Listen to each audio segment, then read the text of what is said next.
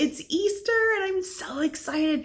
Easter is one of my favorite holidays, so I can't wait to get into today's lesson. And it's all about hope.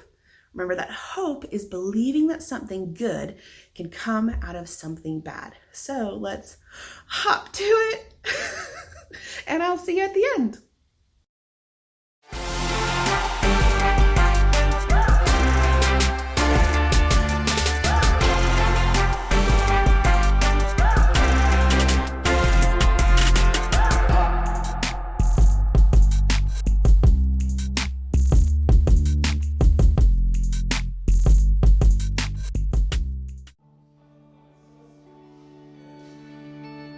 When the night is darkest and I feel weary, I'm not alone, 'cause you are with me. A new day is coming, I see light, and the sun will rise,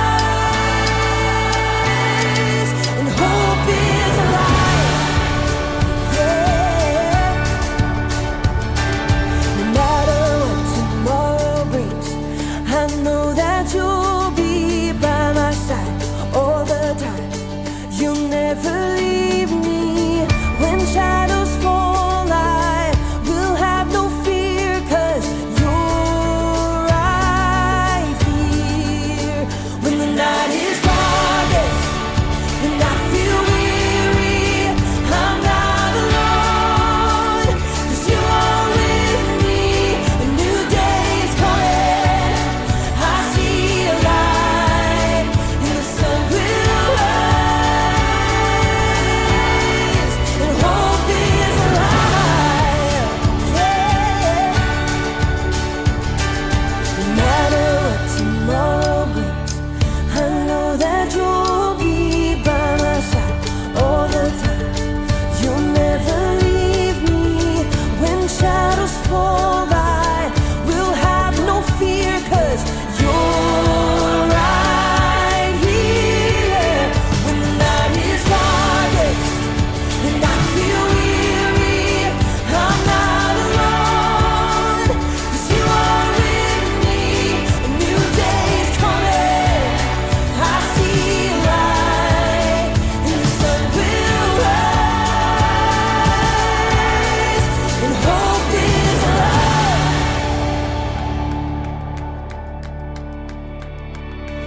You are a light that makes a way when I am lost. You love with everything you have, no matter the cost. You are my hope and I will trust you with all my life. You are a light that makes a way when I am lost. You love with everything you have, no matter the cost. You are my hope and I will trust you with all my life, yeah. When the night is darkest and I feel weary, I'm not alone, 'cause you are with me. A new day is coming, I see a light. When the night is darkest and I feel weary, I'm not alone, 'cause you are with me. A new day is coming, I see a light, and the sun will rise, and hope is alive, yeah. Hope is alive.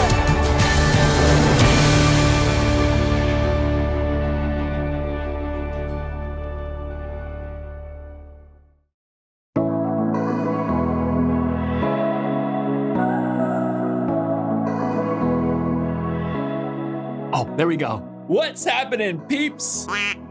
I'm Jacob, and today we're celebrating a day that is all about hope. Hope is believing that something good can come out of something bad. And something really good came out of the day we call Easter! Woo! So, to celebrate, let's do some Easter-themed puzzles. First, an Easter egg hunt. Okay, Can you find which Easter egg only appears once? Is this one up here? No, that one has a twin. Oh, what about that one right in the middle? Not quite. Oh, which one was it? Obviously. Try this one. It's a word problem. Javier has 127 jelly beans. Teresa has 323 jelly beans. If Javier and Teresa share their candy, how many jelly beans will they have altogether? Okay, this is a math problem. Let's see. 127, 323, so that's 7 plus 3, that's 10, 0, carry the 1. That's 2 and 2, and then we carry the 1, so that's 5, so that's 5, 0. We have 5, 0, and then we have 3 and 1. So we did 1, 2, plus 1, where are we? 450. Yes! How many of you got 450? Nice job. Time for the next question. If Javier and Teresa eat all those jelly beans, how sick will they be? I'm just kidding. Eat candy responsibly, peeps. Time for the last puzzle. Scramble word. Okay, these letters spell something. Let's find out what. Okay. Oh, there it is. And then another P. Got it. Therapy apes. Psychologist monkeys. I'm not sure that's a thing.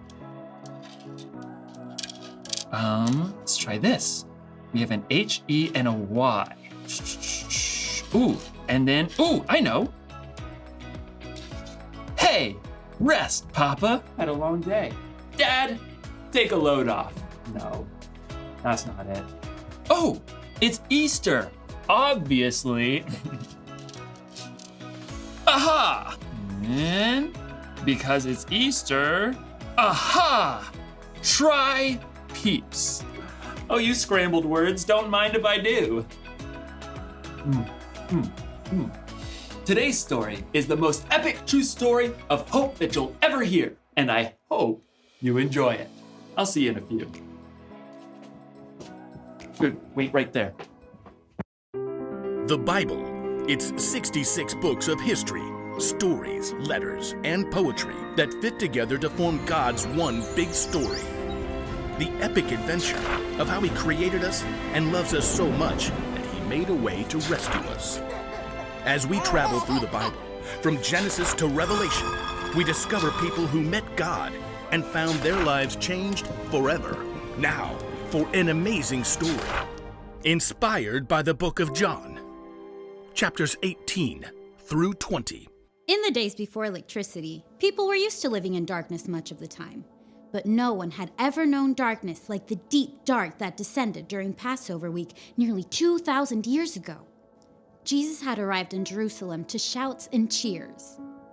Hosanna! Hey, blessed is the King! Hosanna! But the religious leaders had been plotting a way to get rid of Jesus, and they had found the perfect way to get to him through one of his closest followers, Judas. What will you give me if I hand Jesus over to you? For 30 pieces of silver, Judas promised to betray Jesus, the light of the world. Darkness was coming, but Jesus wasn't surprised. After a special Passover meal with his friends, he told them, "In a little while, you will no longer see me. Then after a little while, you will see me." Jesus led his friends across the Kidzone Valley to a garden called Gethsemane. "This very night, you will all turn away because of me." Peter hurried to step right up beside Jesus. All the others may turn away because of you, but I never will. In the garden, Jesus pleaded with God in prayer. "My Father, is it possible for this cup to be taken away? But if I must drink it, may what you want be done." His friends couldn't stay awake long enough to pray with Jesus. But soon, the dim silence of the garden was broken. A mob of soldiers and officials streamed into the garden carrying flaming torches. Judas marched right up at the front and led them straight to Jesus. "Who do you want?" Jesus of Nazareth. I am he. At first, everyone fell back, but then they surged forward to grab Jesus. Peter tried to defend him with the sword, but Jesus stopped him. Put your sword away. Shouldn't I drink the cup of suffering the Father has given me? Jesus was tied up and taken to the high priest for questioning. Panicked, his friends fled into the darkness, except for Peter and John, who followed at a distance. Peter waited outside in the courtyard while John slipped inside. You aren't one of Jesus' disciples, are you? Peter, afraid for his life, froze. I am not. Inside, Jesus was put on trial and lied about by fake witnesses. Tell us if you are the Messiah, the Son of God. You have said so. From now on, you will see the Son of Man sitting at the right hand of the Mighty One. He has spoken an evil thing against God. Outside, others asked Peter if he was a friend of Jesus. Twice more, he said. I am not. Jesus' own friends had abandoned him. Even as bleak morning light grew, darkness continued to gather. Because the Jewish leaders couldn't sentence anyone to die, they sent Jesus to the Roman governor, Pilate. What charges are you bringing against this man? He has committed crimes. Pilate questioned Jesus himself. Are you the king of the Jews? My kingdom is not from this world. I was born and came into the world to be a witness to the truth. Everyone who is on the side of truth listens to me. Pilate returned to the crowd. I find no basis for any charge against him. Pilate was afraid of the Jewish leaders who could get him in trouble with the Emperor Caesar. So he gave in, and Jesus was beaten. A crown of sharp thorns was pressed into his head, and he was handed over to the soldiers to be crucified. You! Carry this!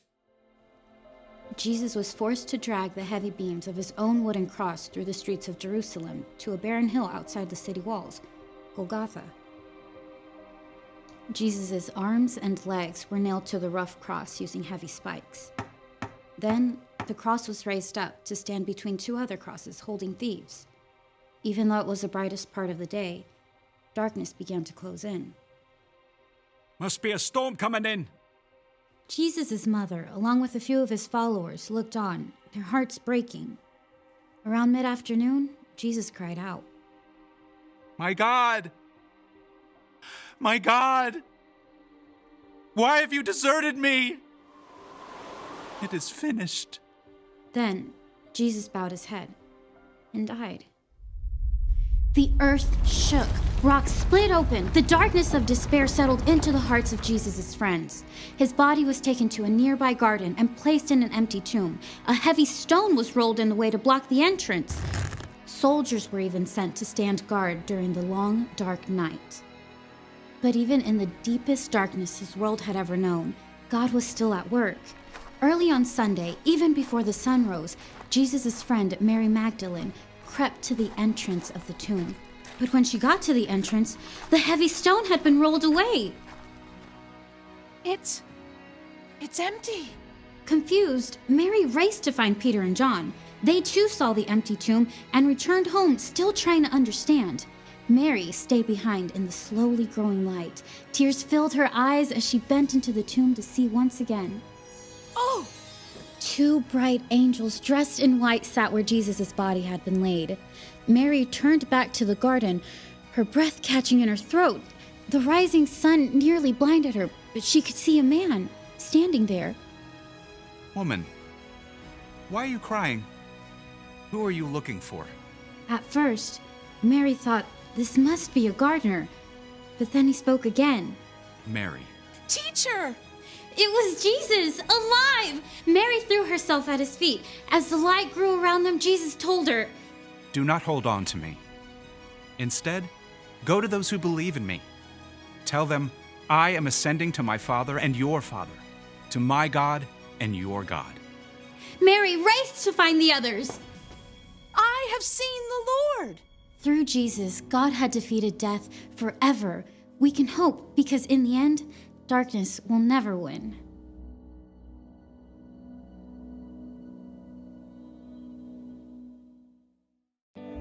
Got it. You ever wonder why we celebrate Easter every year? Here's why. When sin entered the world, people and God were separate. It was easy to see how far apart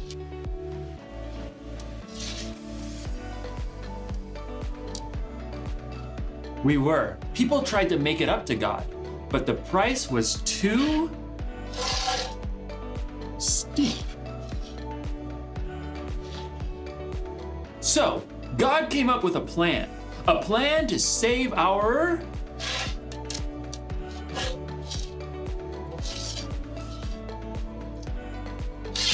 hearts, a plan to save the whole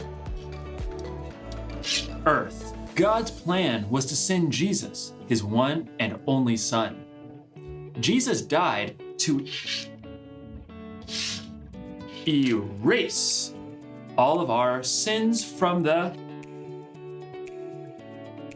past and all of our sins in the future too, a price we could never repay. Jesus died because of his great love for us. And we celebrate Easter because we remember that Jesus' death wasn't the end of the story. Jesus came back to life to give us hope so that when we believe, we'll have a relationship with God that will last forever. He rose from the dead to show that he's more powerful than any fear or any problem we may have. He rose so that we would know this one thing. Whatever happens, remember Jesus is alive. So, no matter what's puzzling you, you can be sure that Jesus is with you. He loves you, and he is still very much alive. Happy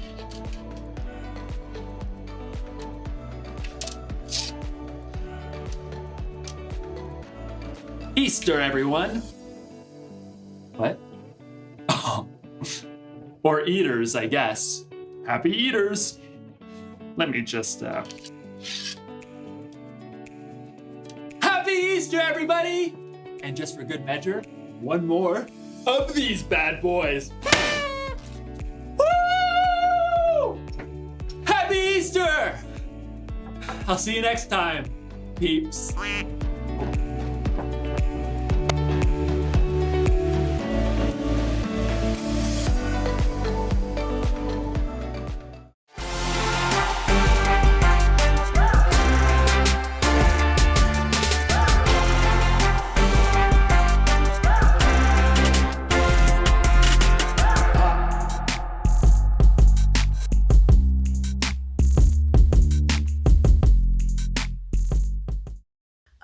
Don't you just love that story? I love being reminded that Jesus loved me so much that he was willing to sacrifice his own life just for me to pay the debt that my sins have caused me. It does kind of scare me sometimes when I think like, that's not something that can ever repay Jesus. But the best part is that he doesn't want me to repay him. He just wants me to love him. So that's my encouragement for you this week. Just remember that Jesus wants to love you and wants you to love him.